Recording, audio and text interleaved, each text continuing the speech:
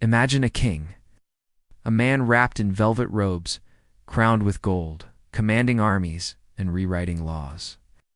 Now imagine that same king secretly obsessed with torture, cannibalism, and the taste of human flesh, but whose private actions may just make him the darkest monarch in Scotland's bloody history. Plague, war, and political betrayal fill the air of Europe, and Scotland is no exception. This is not fiction, this is history. This is the terrifying hidden life of King James I of Scotland, a ruler whose public image was that of a reformer, his name James Stuart. He would grow into a man the world would remember as King James I of Scotland. But before he wore the crown, he was just a scared, hunted child. Our story begins in the late 14th century. The world is still recovering from the Black Death. James's father, King Robert III, feared for his son's safety. The Scottish throne was surrounded by powerful families, especially the ruthless Duke of Albany, James's own uncle, who wanted control at any cost. In the year 1394, in Dunfermline Abbey, a boy is born. No, they trained him? You see, Scotland wasn't a peaceful place. And when James's older brother suddenly died under suspicious circumstances, Robert knew James was next. Ancient punishments. Cannibalistic rituals used by tribes far away. He asked questions. He came back with an army, an education, and an obsession with absolute control. They molded him into the perfect monarch, but also twisted him, made him cold, paranoid, dangerous, his homeland torn apart by betrayal, his family dying one by one, his enemies growing stronger by the day. So in 1406, at just 12 years old, James was put on a ship bound for France for safety. But fate had other plans, not with nobles, not with Parliament. Many of them were tortured before death. Some were burned alive, others dismembered, not even with God. The ship was intercepted by English pirates, and young James was captured and delivered straight to King Henry IV of England. James would spend the next 18 years of his life in English captivity, from the age of 12 to 30. Imagine that. Organs were missing. Eyes gouged, tongues cut out. When he emerges, he smells of blood. And in at least one case, the bones were boiled. Teenage prince, alone in a foreign land. But England didn't treat him like a simple prisoner. They vanished. Quietly. And when their remains were eventually found, what little was left of them, they were mutilated in ways no one could explain. He received a royal education, languages, law, music, warfare. And during this time, the darkness inside James began to grow. It said he would watch public executions with an eerie fascination. Not flinching, not blinking, just observing, as if studying pain. He read about torture methods, refused to live in the main wing of the castle. When asked about her husband's nightly routines, one English courtier wrote, "A king. Of the king asking for rare meat from the dungeons?" Some claimed they were forced to bring him fresh victims, traitors, thieves, or sinners, for the lost, and some of the boldest ones claimed she was complicit. Surely that's just peasant gossip, right? There's a hunger in the boy's eyes, not for food, but for something darker. It wasn't long before James stopped being a boy and became something else. In 1424, after nearly 2 decades in English hands, James finally returned to Scotland. But he was no longer a lost prince. He wasn't interested in sharing power. The first thing he did, he executed over 30 powerful Scottish lords within months, accusing them of treason, conspiracy, or simply disloyalty, and some were never seen again.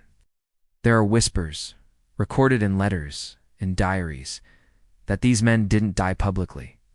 The flesh was carved from the bones. No official explanation was ever given. But one rumor echoed through the Scottish Highlands. The king feasts in silence. Oh, you might ask, cannibalism? Well, here's the thing. Multiple sources, from English spies to Scottish monks, wrote about strange midnight rituals in the king's castle. Servants spoke in hushed voices about screams in the night. There's a report from an English ambassador in 1432 that reads, "The Scottish king is not sane. He locks himself away with the condemned. We hear them scream, then fall silent." Of course, the court dismissed these as lies. But when James's own cook disappeared without a trace, and the kitchen staff was replaced the next day, people started asking questions. Quietly, very quietly, because those who asked too loudly, they vanished too. James was married to Joan Beaufort, an English noblewoman. Their marriage seemed happy on the surface, but there's something chilling about how silent Joan was during his reign. She rarely spoke in public, avoided court events. She would simply say, "The king keeps his own secrets." There's one letter, written by one of her ladies-in-waiting, that says, "The queen prays often, but never for herself. Always for the souls of others." For the condemned, some say she knew what was happening. Others say she was too afraid to stop it. But if she was, she kept it buried deep. Just like the victims. By the time King James I had been back in Scotland for just a few years, fear had replaced loyalty in the hearts of his people, praying they wouldn't be noticed. Wasn't just ruling a kingdom, he was dominating it. The nobles who once plotted behind the crown were now hiding in the shadows. The common folk whispered in taverns, and the servants in the royal castle walked softly. Not guards, not maids, not even his wife. Because James didn't forget anything, and he forgave even less. Behind the velvet curtains and painted ceilings of the royal palace, something else was happening, something darker. Something no king had dared before. It's not loud ones, not wild shrieks, but quiet, awful, strangled cries. Like someone trying not to scream, but like someone slowly losing their humanity. James had created what many now refer to as the Silent Wing, a part of the castle that no one, not even his advisors, could enter without permission. Torture wasn't rare in medieval Europe, but James's obsession was different. His punishments were not about extracting information. It was always locked. Always guarded, but not from the outside, from the inside. People said screams could be heard from behind the stone walls. Wine was served. Laughter was exchanged. He claimed he was above the priesthood and began studying forbidden texts. Old manuscripts on the nature of sin, suffering, and transformation of the soul through pain. Just sealed letters with royal stamps and a warning not to ask questions. A bizarre belief, yes, but not unheard of. In dark corners of ancient Europe and beyond, he wishes to evolve. He believes himself divine. I have seen things in his chamber that no sane man should. But I could not focus. Foreman disappeared shortly after writing it. His body was never found. There was a sound beneath our feet. A low, rhythmic knocking, and then silence. His final note, smuggled to his brother, read, "The king smiled at me and said, 'Justice never sleeps.'" This was where the king conducted his personal interrogations. Now remember, this was a time when kings often dealt with traitors. Neighbors accused neighbors. Entire families vanished. The people began to murmur. The kind of murmurs that lead to revolutions. No one wanted to make eye contact with the king for too long. His stare was said to be empty, as if he was always thinking about something else, or someone else. It's often drawn out for hours. He'd fallen out of favor after questioning the growing number of royal disappearances. He was arrested for treasonous thinking, a charge that required no evidence. They were escorted into the Silent Wing and never returned. They were about something else entirely. His justification? His disobedience breeds from weakness. Weakness cannot live. Control. Fear, and some claimed pleasure. There is a chilling entry in the diary of a foreign diplomat who visited James's court in 1428. It reads, "Some said she'd become deeply religious. Others believed it was out of guilt." Her face, once youthful and bright, now seemed pale and haunted. During one royal parade in 1434, James halted the procession for an hour, not for ceremony, not for prayer, but to deliver a chilling sermon to the crowd. "I was summoned for an evening with His Majesty. I carry its rod inside me, so you don't have to. What kind of justice leaves bloodstains on the stone floors?" But several English merchants wrote about it in letters back home, describing the king's sunken face, wild eyes, and trembling hands. That year, 6 men disappeared from court. All of them once allied with James's enemies. Their families received no explanation, no funerals. And the more power James collected, the stranger his behavior became. The word usurper started to circulate in dangerous corners of the realm. He stopped attending church regularly. Some historians believe he was influenced by early occult philosophy, a dangerous interest for a monarch at the time. He became fascinated with the idea that consuming the flesh of the condemned could cleanse the spirit and transfer power to the king. The court physician, a man named Henry Foreman, reportedly fled the castle after just 3 months of service. The king does not wish to be healed. The letter was never officially acknowledged. Inside the palace, silence became a way of survival. Even among his guards and advisors, fear ran deep. Even his children were not spared from his strange behavior. Records suggest James spent little time with his son, the future James II, but insisted on overseeing his punishments personally. One servant wrote, "The boy cried once, just once, and the king had him whipped in front of the court for weakness." Another time, James reportedly had the royal falconer executed because one of his birds refused to fly. Punishment wasn't just for traitors anymore. It was for anyone who challenged the illusion of perfection James built around himself, and that illusion was crumbling. Outside the castle walls, Scotland was growing restless. The nobles who remained lived in terror. Many of them turned against each other, desperate to prove their loyalty to the crown. The economy suffered. Trade slowed. Crime rose. But James didn't care. His focus wasn't on managing the kingdom. It was on purging it. Began a series of brutal purifications, executing anyone remotely connected to his rivals. These weren't quiet affairs either. Executions were public, gruesome, but some victims never made it to the scaffold. One such man was Sir Alexander Livingston, a former ally of the king. His body was never returned to his family. What was returned months later was his sword, twisted and broken, along with a message carved into the blade. Loyalty is not in words, but in blood. The message was unsigned, but everyone knew who sent it. Meanwhile, Queen Joan grew more distant. She no longer appeared at banquets. She began sleeping in a separate part of the castle. And even her ladies-in-waiting noticed something strange. Joan refused to eat meat. One rumor said she'd once walked in on James performing a strange ritual, a bowl of blood, candles, and something else. Something worse. She didn't scream. She didn't cry. She turned and walked away. After that night, she never touched the king again. There were moments when the public caught glimpses of the madness behind the throne. He stood on a platform staring out at his subjects and said, "Obedience is your salvation. I rule by divine flesh. I have eaten the sins of this land." The speech was never repeated.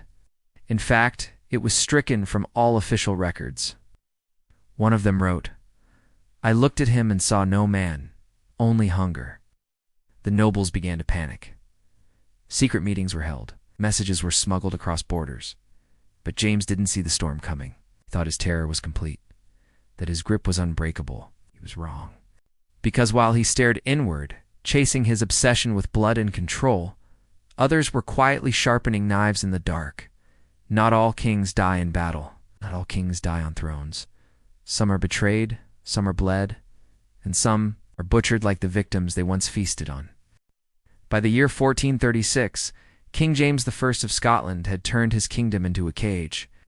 He believed himself untouchable, a divine ruler cloaked in blood and fear. But he had made a critical mistake. He had forgotten what fear does to desperate men, or families grieved in silence. The people no longer called him His Majesty, called him something else. Behind the stone walls of his dark palace, James continued his silent campaign of control and cruelty. More lords vanished. The Red King, the Bone Collector, and in whispers, the Cannibal of Perth. It started at his dinner table. But while James was obsessed with secrecy, his enemies were building alliances in the shadows. And the rebellion didn't start in castles or council chambers. What he was capable of, and she knew, it had to end. He had seen enough. It started with his wife, respected noblemen who had grown bitter after watching James destroy so many of their peers. But when James began talking about grooming their young son to carry on his holy transformation to become the flesh of the crown, as he called it, something inside her snapped. Queen Joan Beaufort had endured her husband's horrors for over a decade. She had stayed silent, loyal, afraid. She knew what James was, but she couldn't act alone. So she reached out to someone who had once been loyal. Sir Robert Graham, a former royal advisor. It was madness. He was there for peace, for solitude, for what he called a spiritual cleansing. The Queen had ensured his protection was limited. It was dangerous beyond measure. Graham had seen the inside of the silent wing. When the Queen approached him, there was no hesitation. Together, they formed a conspiracy. A web of nobles, knights, servants, all united by one purpose. Sir Robert Graham and a dozen armed men stormed into the room, daggers drawn, eyes full of rage, regicide, carefully, quietly. He ran to the corner of the room where a secret trapdoor led to the cellar, an old escape route he had ordered sealed months earlier, out of paranoia. Waiting for the perfect moment, the murder of a king. But other accounts say it was closer to 30. Some even claim his body was dismembered, that parts of him were removed, just as he had done to others. It was treason. But it was also their only chance to stop the monster James had become. It was justice. Vengeful, raw, medieval justice. And so they planned. She secured her son's safety, just 6 years old at the time, and declared him James II, King of Scotland. But ruling in the shadow of a murder wasn't easy. Scotland teetered on the edge of collapse. That moment came on the night of February 20th, 1437. Some celebrated. Some wept. Many didn't know what to feel. Or were these just stories? Legends twisted by fear and hatred. James was staying at Blackfriars Monastery in Perth, far from his heavily guarded palace. But the conspirators had already infiltrated the monastery. The guards had been bribed or dismissed. The servants were in on it. No confession, no proof, or worse, to never know the full truth. In hidden documents, in family letters, in whispers passed down through generations. And when we prayed for peace, we heard laughter beneath our feet. That night, after a quiet dinner, James retired to his private chamber, unaware that death was already in the hallway. Around midnight, the candles were blown out. Footsteps echoed in the corridor. They say you can still hear scratching beneath the earth, that the wind sometimes carries a whisper, and then the doors burst open. James jumped from his bed, but it was too late. His punishment, she wrote. It's a history carved in blood and fear. I saw bones thrown in the fire. I saw a child's shoe. But how many nightmares does it take before we believe something real was hiding behind them? What happened next was not a clean execution. It was an eruption of years of pain, fear, and vengeance. His death was meant to be a warning, but to many, he died a hero. James tried to escape. Now it betrayed him. He was trapped. The assassins descended on him. He screamed. He begged. But the man who had made others scream for years was now powerless. They didn't show him mercy. Historical records say James was stabbed at least 16 times. It wasn't just murder, and it was over in minutes. The king was dead, but what followed was chaos. News of the assassination spread quickly. A tyrant was gone, but a throne was empty. Queen Joan moved fast. Sir Robert Graham, the lead assassin, was eventually captured. Gruesome. He was tortured for days, stretched, dismembered, burned, the very fate James had given so many. A martyr who had slain a monster. But what about the monster himself? What about James? Historians have debated for centuries about the truth behind the rumors. Was James really a cannibal? Did he truly feast on his victims in secret? We may never know. There are no official records admitting to it. But sometimes, the absence of evidence is the loudest clue of all. So many reports were burned, so many letters destroyed, so many servants silenced. It's as if someone wanted the world to forget. But some stories remain. Like the journal of a monk who served in Blackfriars before the assassination. He wrote, "The king was not a man. He was a hunger in robes. We heard the cries, smelled the smoke." Or the letter from a court maid who fled the palace and became a nun. "I washed his linens. I saw the stains." They were not always blood. Sometimes they were darker. Of course, these could be exaggerations, nightmares written down. Today, if you visit the ruins of the monastery in Perth, some locals will warn you not to go at night. I am the flesh of kings. It's just a story, they'll say. It's just old Scottish superstition. But the story of James I is different. It's not a tale told to scare children. He was real. His victims were real. Whether or not he dined on their flesh, he destroyed them just the same. He ruled through terror, through torture, through obsession, and in the end, he died in the very same way, alone, hunted, screaming. A monster consumed by the very fear he had fed on for years. A king not remembered for justice or reform, but for the shadows he left behind. The cannibal king of Scotland.